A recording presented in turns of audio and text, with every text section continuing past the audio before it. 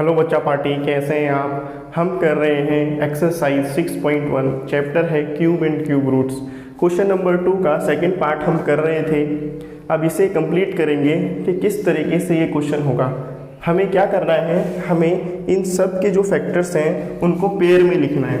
जैसे 256 equals to कितने, 1 2 3 4 5 6 7 8।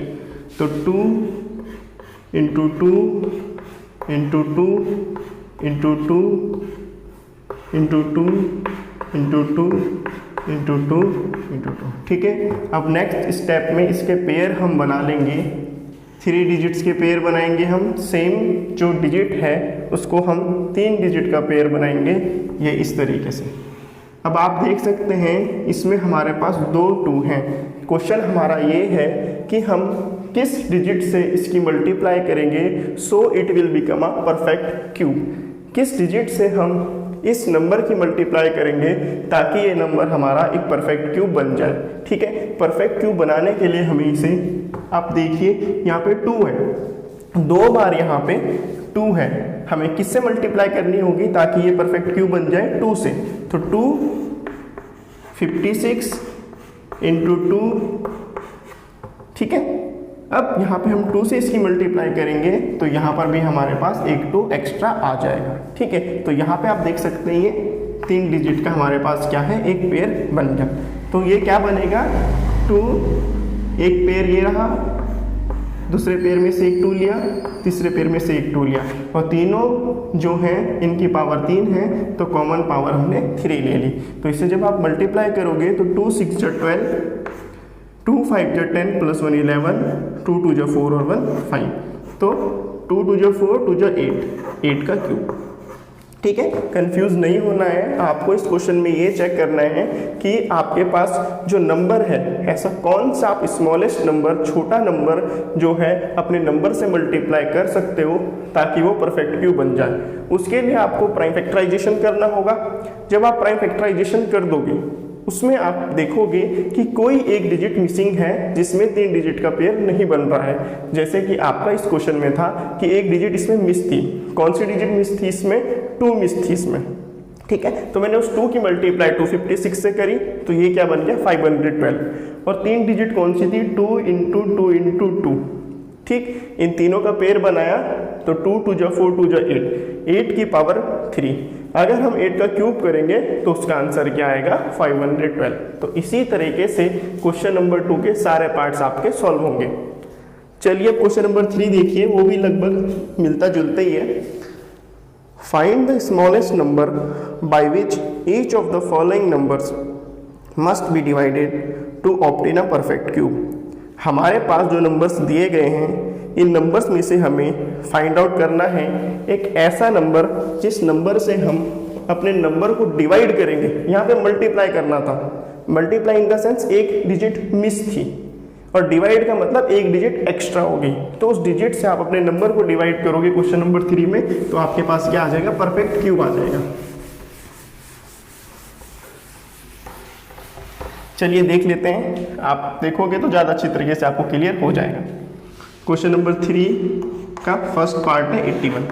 हमें कहा जा रहा है कि इसे परफेक्ट क्यूब बनाने के लिए इसे एक नंबर से डिवाइड करना है। सबसे छोटा स्मॉलेस्ट नंबर है जिससे आप इसको डिवाइड करोगे तो ये एक परफेक्ट क्यूब बन जाएगा।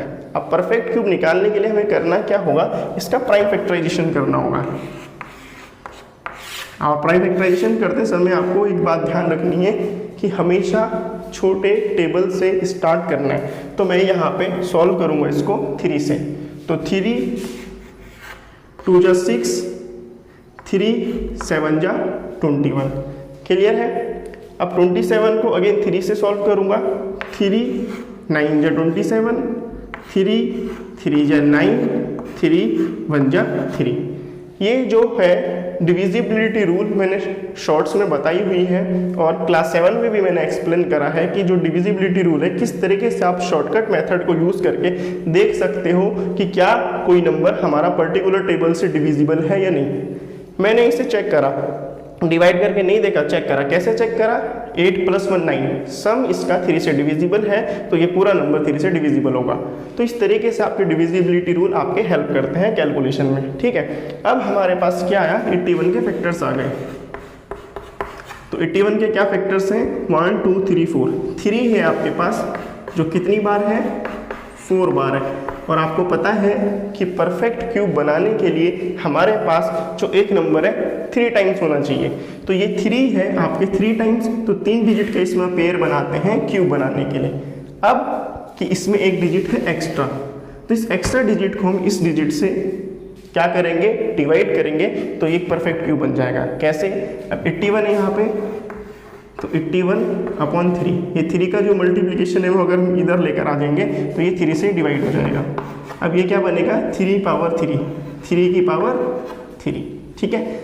एक्सपोनेंशियल लॉज में हमने पढ़ा था, सेम डिजिट्स हैं, बेस ले लेते हैं, कितनी बार है? 1 2 3, तो 3 का पावर 3। अब इसे आप इससे डिवाइड करोगे तो 3 2 जा 6, 3 7 जा 21, तो 3 की पावर 3। जब आप 3 का क्यूब निकालोगे तो उसका आंसर कितना आएगा? 27। क्लियर है? एक क्वेश्चन और कर लो, आपको और अच्छे तरीके से क्लियर हो जाएगा।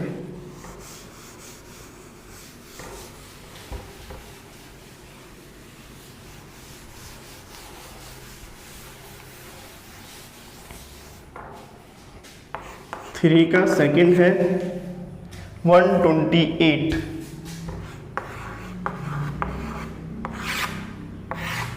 ठीक है। 128 के प्राइम फैक्टराइजेशन करेंगे, इसके पार्ट्स निकालेंगे जो फैक्टर्स हैं। अब सबसे पहले हम स्टार्ट करते हैं 2 से। कैसे चेक करेंगे? लास्ट डिजिट इवन नंबर है, 2 से चला जाएगा। तो 2 6 जा 12, 2 4 जा 8, 2 3 जा 6, 2 2 जा 4, 2 1 जा 2, 2 6 जा 12, 2 8 जा 16, 2 4 जा 8, 2 2 जा 4, 2 1 जा 2। क्लियर है? दोबारा चेक कर लो। 2 6 जा 12, 2 4 जा 8, 2 3 जा 6, 2 2 जा 4, 2 1 जा 2, 2 6 जा 12, 2 8 जा 16, 2 4 जा 8, 2 2 जा 4, 2 1 जा 2। तो 128 के पास आपके क्या फैक्टर्स आए हैं? ऐसे ही आप फैक्टराइज करके इसके फैक्टर्स निकाल देंगे। अब जितने भी फैक्टर है उसे लिख लेंगे, 1 2 3 4 5 6 7। कितने फैक्टर हैं? 7।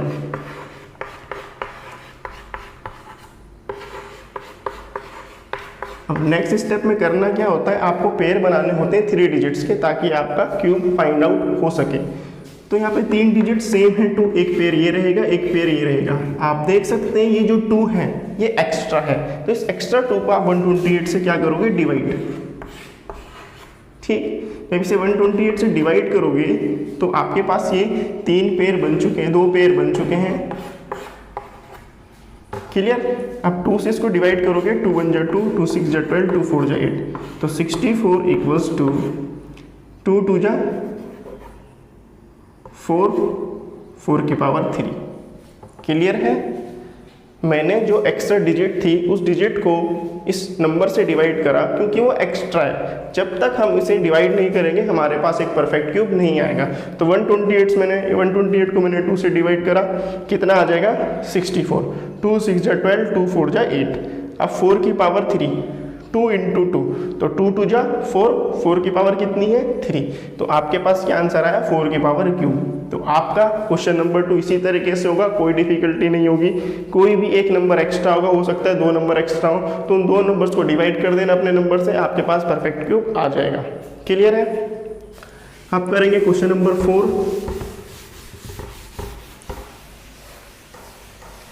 क्वेश्चन नंबर 3 का एक पार्ट और कर लेते हैं, 5th पार्ट।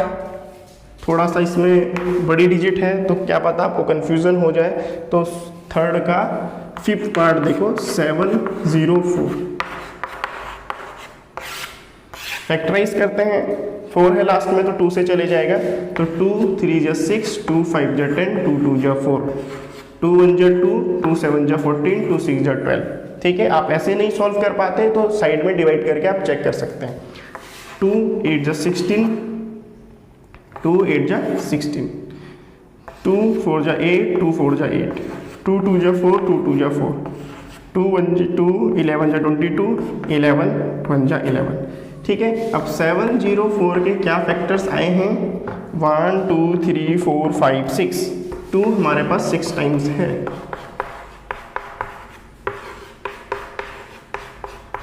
ठीक है, अब इसको क्यूब बनाने के लिए, परफेक्ट क्यूब बनाने के लिए पेयर्स बनाने होंगे। एक पेयर ये रहा और एक पेयर ये रहा। ठीक है, 2 के 2 पेयर्स बन गए, 11 डिजिट एक्स्ट्रा है। उस 704 से उस 11 को हम क्या करेंगे?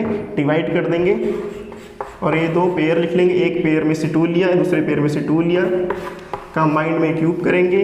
ठीक है, तो इसे डिवाइड करेंगे तो 11 6 जा 66, 11 4 जा 44, तो 64 आया। तो ये अगेन किसका? 4 का क्यूब आपके पास आ गया। क्लियर है? बहुत ज़्यादा डिफिकल्टी नहीं होगी, सिंपल क्वेश्चंस हैं एकदम से। अब इसका 4 पार्ट देखिए।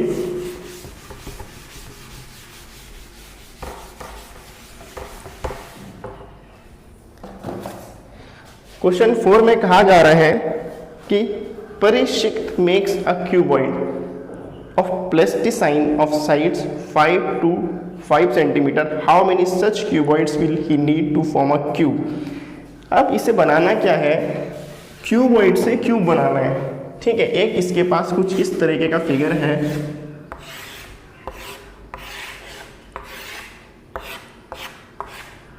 जिसकी साइड आपके पास गिवन है 5 सेंटीमीटर, 2 सेंटीमीटर, 5 सेंटीमीटर।